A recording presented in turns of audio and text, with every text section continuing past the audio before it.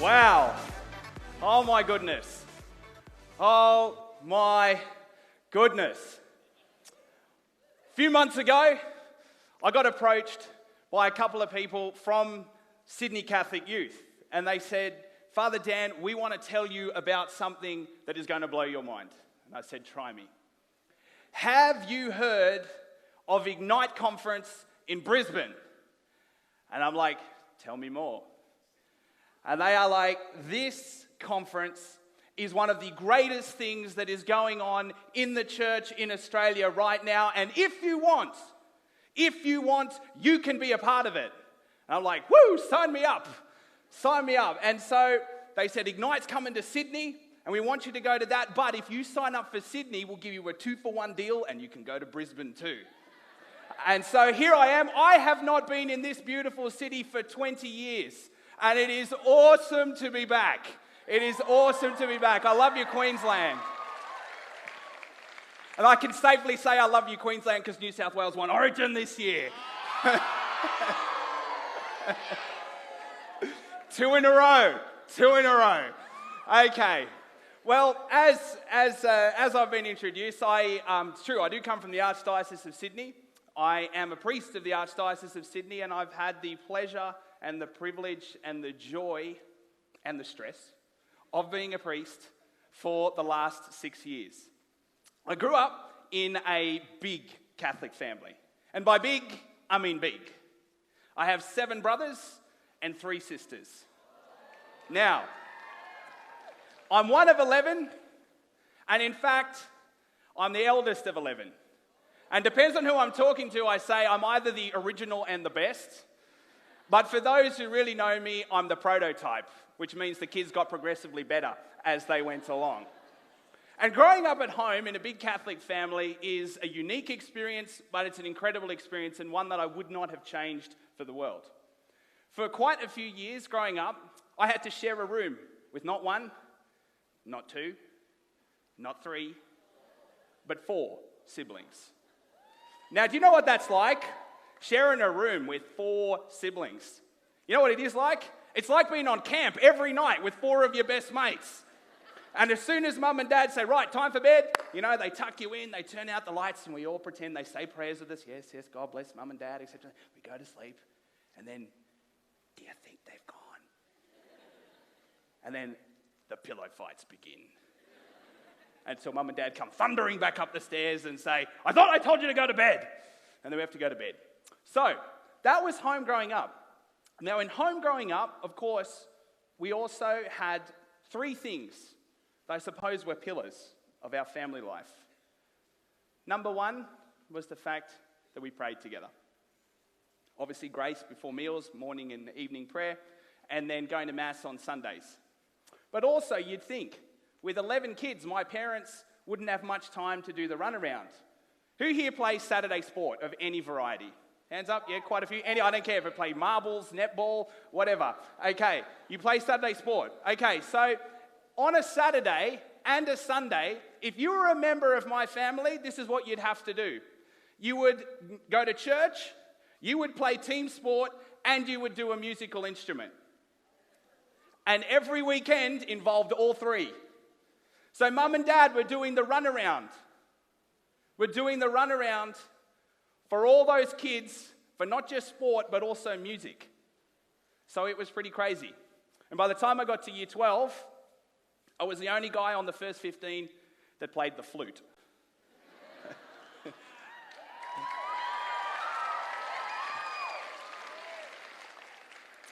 Anyway, moving right along. So today, as we launch into the first full day of the conference, whose theme is New Again, we're asked at this very beginning stage to do something to prepare ourselves for where we hope to be by the end of the conference.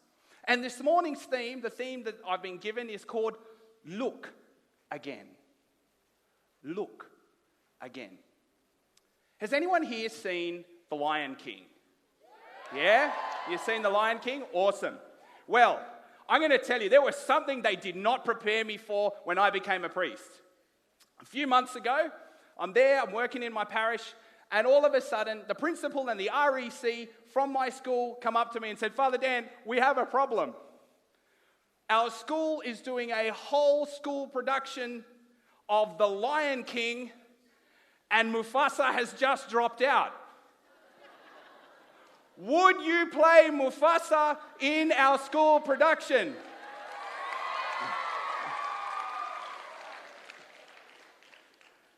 So I have been working on my roar for the last few weeks, and it's been wonderful. There is a scene, however, in the film, and I'm thinking even especially in the first. Has anyone seen the original Disney 1994 cartoon? Yeah. I personally think it's the original and the best, but we can debate on that one.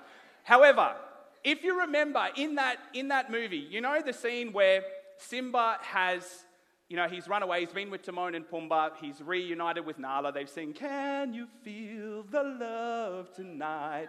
And then he meets Rafiki, the baboon, who's like the high priest, the holy man. And Rafiki says, "I know your father." And Simba goes, "Well, I'm sorry to tell you, but my father died a long time ago." And Rafiki goes, "No, come over here." He takes him to this lake, and he makes Simba look into the lake, and he says to him, "Look harder." And Simba gazes into the lake, and initially he sees his own reflection, and then after a while, what happens? The reflection transforms into his father, Mufasa, who then speaks to him and said, "Remember who you are. You are my son. Remember who you are. You are my son and the one true king." Now, it might be a Disney cartoon, and yes, Justine, Disney isn't real, but it touches on reality. Don't rob me of Disney, all right? You are my son and the one true king. That actually has a profound meaning for every single one of us here at Ignite. We're going to be doing a lot of things. Things are going to be busy, they're going to be noisy, they're going to be joyful. But hopefully also, please God, over the next few days, you will find a few moments, maybe between events, where you can be quiet. This is going to be really important, getting a balance between the noise and the silence, because the two are mutually complementary. They go hand in hand. What we hope to begin to discover, and hopefully all of you are on a journey where eventually you will come to know this extraordinary reality, that your identity does not rest in how you look, what you're good at, things you may like, how you appear. Your identity rests in this one fact: you are a beloved son or daughter of God. And that is a family that you can never be taken away from. It is a relationship that can never be broken. Even if we choose to run far, far away, forget about God, ignore him, it doesn't stop the relationship. It does not stop the relationship. And God's love is a relentless love. It is a pursuing love that goes after us. Even if we keep going further and further away, God keeps coming after us and coming after us and coming after us through the ordinary everyday events of our life, and sometimes even in big crash boom moments. Now, I grew up in a Catholic home, and one thing my dad always used to reinforce to us when we were growing up, we'd pray this one prayer before going to bed each night. And what was it? It was this: Jesus, help me to see what you want me to do when I grow up. That was the prayer we'd make before going to bed. Because Dad would always say to us, look, God didn't just create you and dump you. You're no accident. You were put on this world for a purpose. And what is that purpose? Well, look, the first thing is that there is only one of you. And I know in my brothers and sisters' case, they look at me and go, thank God. There is only one of you, and there only ever will be one of you. God, unlike Disney, doesn't do sequels. God does not make the same person twice. You are here once and once only, never to be repeated. You think about that. The chances of you existing are so infinitesimally small that it is nothing short of miraculous. And even if your life to this point may have been marked by a seeming lack of love, that does not change the underlying reality that you are here for one reason and one reason alone, and that is you are loved. You have been loved into existence, you have been made by love, and you have been made for love. That is why you are here. That is why we've been created. Now, as you know, God only makes the same person, only makes you once, which means you have something that no one else in the whole history of the world has ever had, which is this. Only you can love like you. No one can love for you. No one can love in your place. No one can even imitate you. It is a gift for you to treasure and to give yourself, and no one else can do it for you. But we all know our hearts are different. Some people are big and magnanimous. Other people are a bit quieter and shyer. I personally like to think of myself as a wallflower that's really good at faking it. Really, really good at faking. You have no idea how nervous I get before getting up to speak. However, your heart's been tailor-made to love. And when God makes us, He does have a plan. He does have a plan, which if we ask Him, if we look again and again and keep asking, Lord, show me yourself and what you want me to do, He will reveal to you this magnificent thing called your vocation, which is simply how you have been made or called to love in this life. And whatever God calls you to, whatever it may be, for most of you, it'll be to get married and have beautiful families. There will be some of the lads who are sitting here, I guarantee you, who will be dressed like this or in a religious habit one day. There are some of the girls here who likewise also will feel called to give themselves entirely to God. But whatever your vocation may be, you are called to it so that you'll be happy. Because if there's one thing God does not call us to be, is miserable.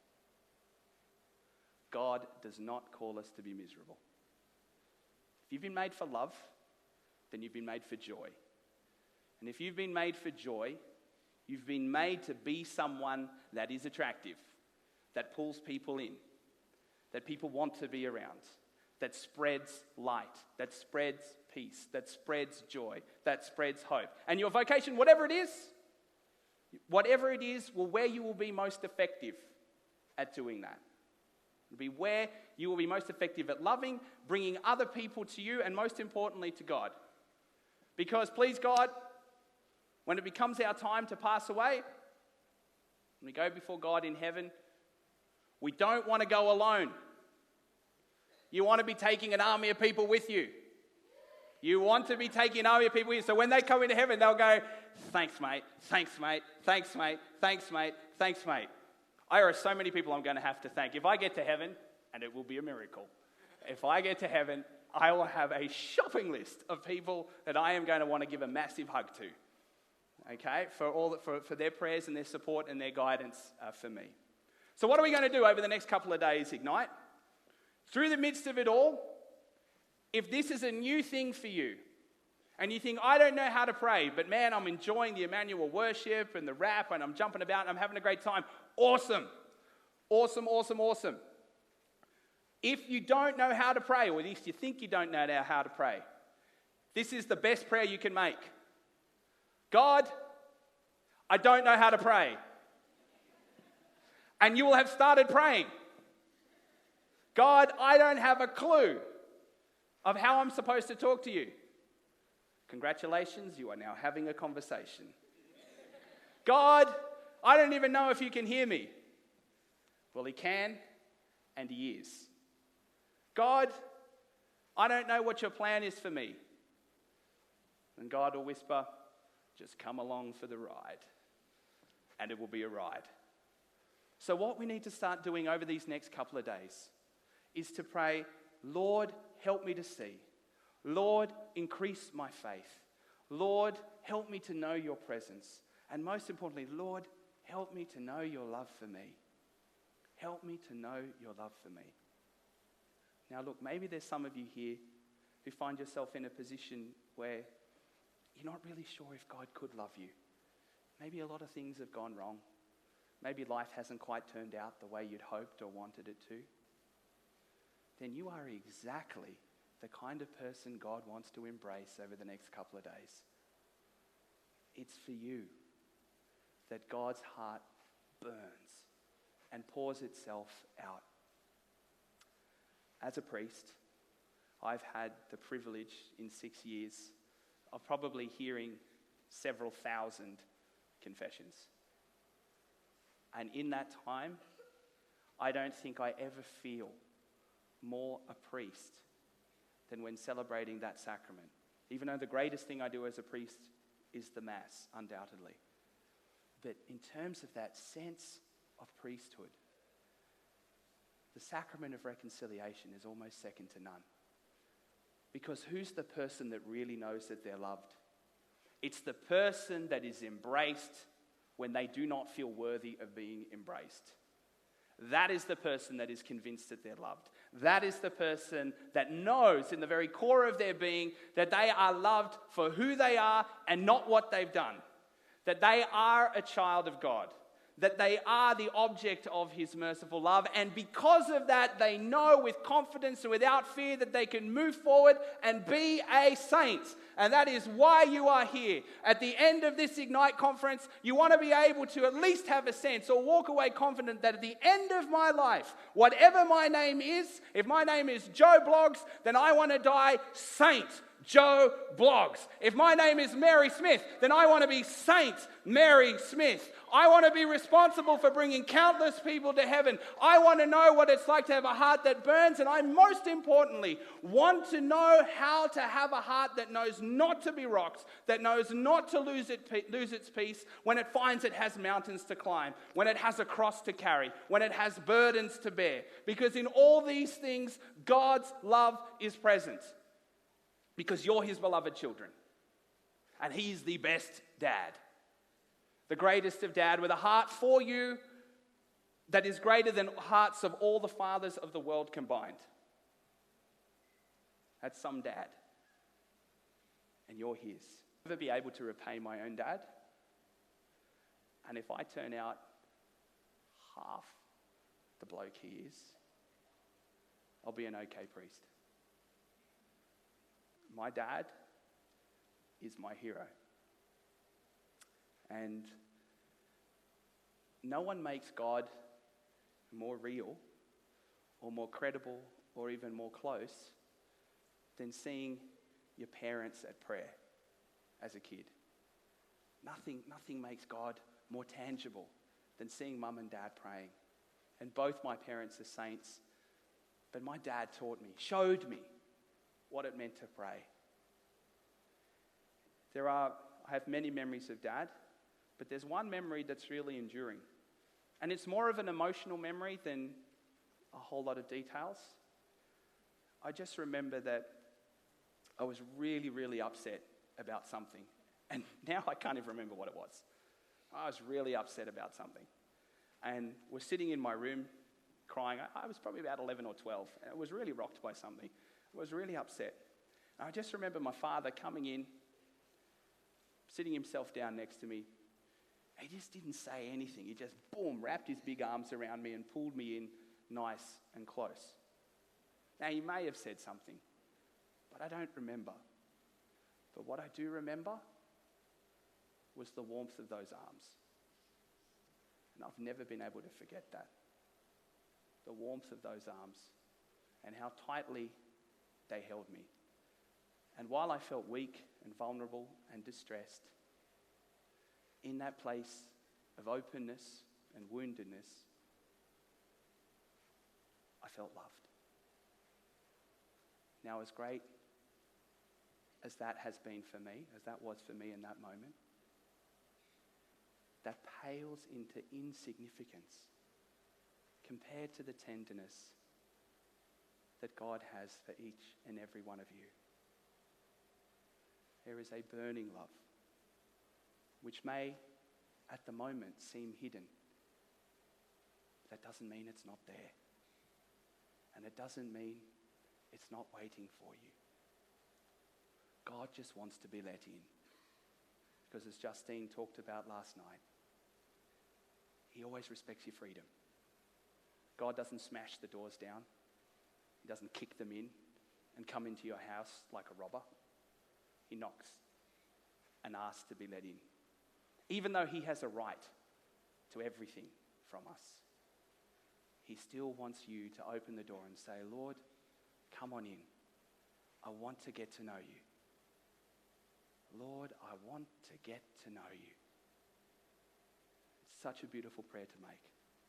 And God won't be hidden for long. One final point.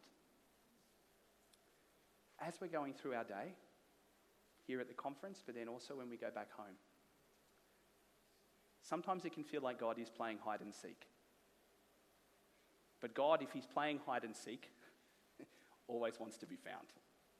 He doesn't go, sucked in, I won, at the end of it, okay? And there are two magic words that I want you to remember. Two magic words that always make God's little game of hide and seek game over, where we win and we find him. What are these two words? They're very simple and they're very important. Thank you. Thank you. Many times a day to thank God. I woke up in the morning. I thank God that I didn't wake up dead. I've been given another day. I've been given another day to thank God every day for my family, for my friends, for the clothes I get to put on, for the breakfast that's in front of me, for the bus that turned up on time, hallelujah, for anything, for the footy, for the sport, for the music, anything, but to constantly give thanks. And what you find then in those Thanksgiving moments, they enable you to look again and to see what previously you may have missed. That God is always there, that he's always loving, that he's always helping, that he's always teaching. And you realize as this attitude of gratitude grows, that your heart becomes fuller, that it becomes more open, it becomes more joyful, and it has less room for crap, to be honest. That God is with you every day.